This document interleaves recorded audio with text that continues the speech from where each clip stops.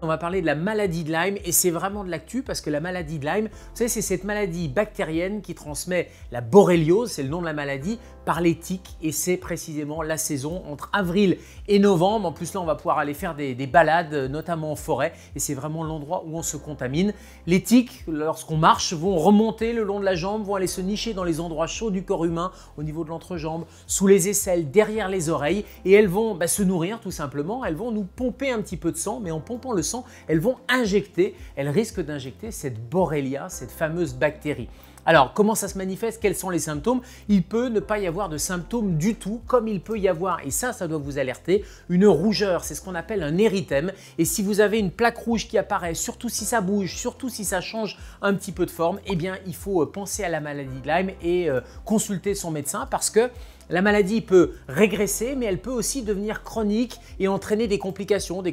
à type de fatigue, à type de douleur articulaire, à type de troubles cardiaques, à type de troubles neurologiques, des maux de tête et ça peut devenir chronique pendant des années avec des complications qui peuvent être gravissimes de cette maladie de Lyme. Donc dès qu'on se balade en forêt, on a potentiellement une rougeur qui apparaît, on consulte son médecin traitant. Mais surtout, c'est la prévention qui est importante, c'est d'y penser, c'est de prendre des vêtements clairs, des vêtements couvrants, de mettre le pantalon à l'intérieur des chaussettes et surtout quand on revient d'une balade, qu'est-ce qu'on fait? On va s'inspecter, on va inspecter toute la famille, on va aller regarder s'il n'y a pas une petite bestiole, cette petite tique, ça mesure de 3 à 6 mm, un petit peu plus quand c'est gorgé de sang et on va regarder de partout, notamment le cuir chevelu et si vous trouvez une bestiole, qu'est-ce qu'il faut faire? Il faut l'enlever, on ne tire pas dessus, on va à la pharmacie et on prend un tire-tique, ça permet de dévisser,